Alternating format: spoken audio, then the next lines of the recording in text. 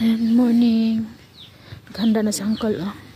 Magtatanim na siya ng onion.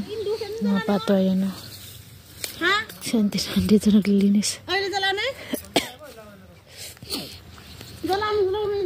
Kakalabas lang ng mga kambing ni Nante kasi ngayon lang uminit.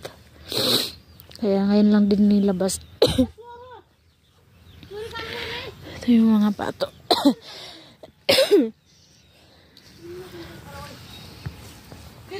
Anuhin nila yan, gagawa nila ng bakod daw. Yung kagaya ng ginawa ko. Ayan. So sabi ko maganda kung babakuran para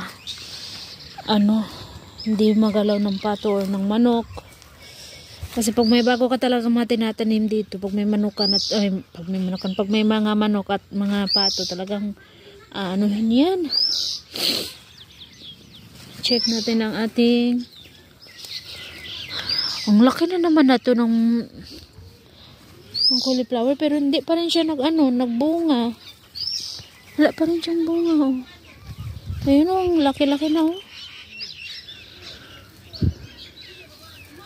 Yung cabbage, tignan nyo.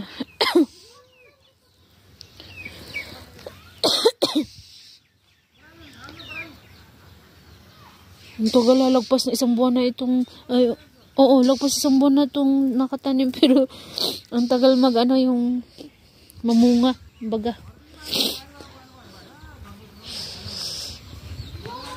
Yung kulungan na ito, sirang-sira na talaga yung kulungan ng pato. Kaya ang ginagawa namin talaga dito kapag yung mga pato na papadpad na doon manda is kinukulong talaga namin dyan sa kulungan niya. Ayan. Putol man ang video ko eh.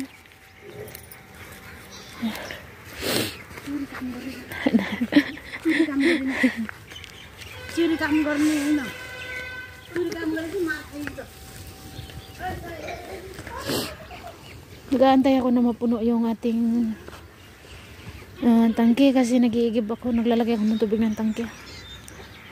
Sakit. Yung lamig, grabe, alam niyo yung lamig, napakasakit sa ulo yung lamig. Sakit sa ulo, sakit sa mata.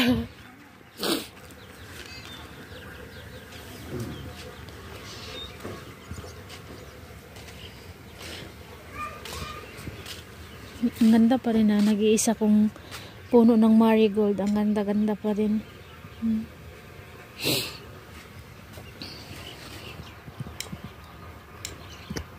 Sinusunog muna ni Uncle yung mga damo.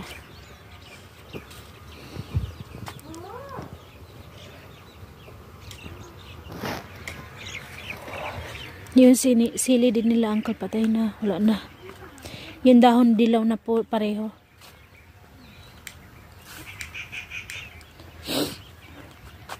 Hindi pa ka nakaluto sila auntie, magluluto pa lang sila kasi kakauwi lang rin nila galing sa magulang sa magulang ni auntie. Nagpunta daw sila doon kagabi, iniwan lang nila yung dalagita dito sa bahay nila. Sabi ko na tanong ako, kaya pala auntie parang ang tahimik yung kagabi. Sabi ko ang bilis nyo natulog. Ang bilis nyo natulog tapos kasi parang nasanay na kasi ako kina auntie na sina auntie talaga matagal talaga yung natutulog kasi nga si auntie diba gumagawa pa siya ng lambanog yung ganun ba. Kaya nagulat ako kagabi kasi ang bilis tumahimik yung bahay.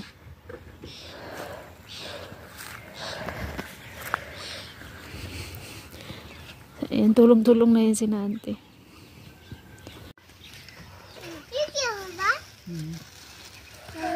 Ganito yung tinatanim nila guys.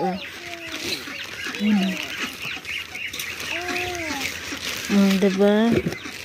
Binibili na to siya sa palengke ha. Binibili to sa palengke tapos tatanim mo na siya hanggang sa lumagi. Hanggang magiging ganito na siya kalaki. Hanggang maging matuyo yung dahon niya. Saka lang siya. As in yung hindi matuyo. Hindi talaga yung tuyong-tuyo yung dahon niya. Tapos tatanim to siya. Hinanda na nila yung si auntie lang nagbungkal nito kasi si uncle may nilakad kanina saglit. Tingnan silang tatlo tulong-tulong, si uncle at si auntie at saka yung isang anak nila. si Asa. So yung pinakuha ng uncle yung sinampay baka nang madumihan. Umalis si uncle kanina kasi nagbili siya ng ganyan no, yung wire na hinawakan ni auntie. Wire alambre. Ginagawa na nila ng paraan na bakuran na lang talaga pati ito. Kasi yung bato nilalabas talaga.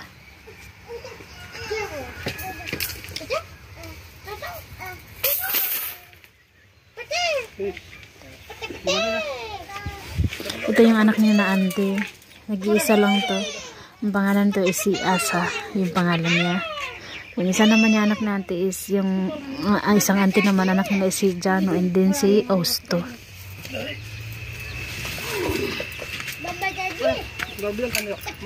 Yung mama naman ni Jano wala yan palagi sa bahay kasi ano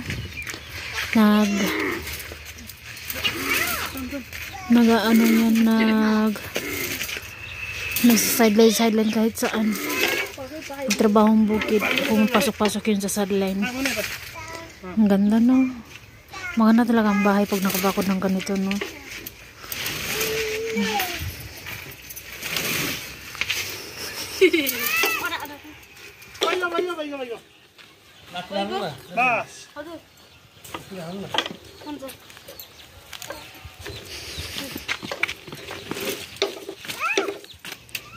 Mahal daw itong ganito guys. Pinag-uusapan nila kung magkano to.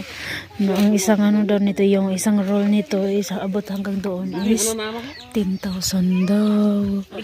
So tignan nyo diba ang mahal.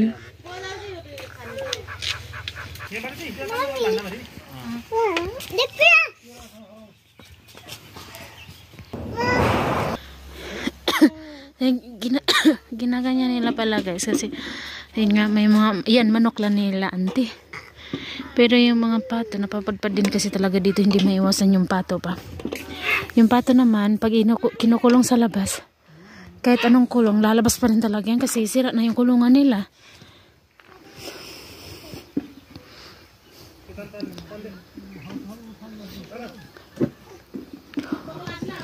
So, dito na lang guys. Mamaya po ulit. Bye-bye po everyone.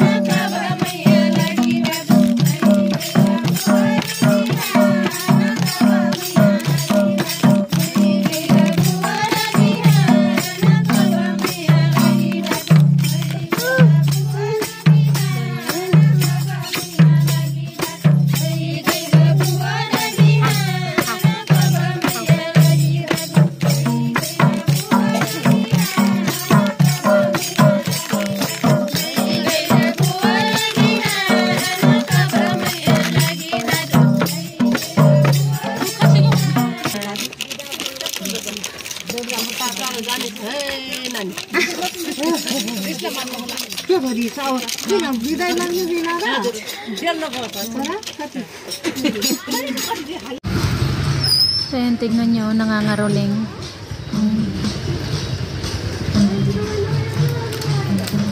Grupo yan sila na nangangaroling.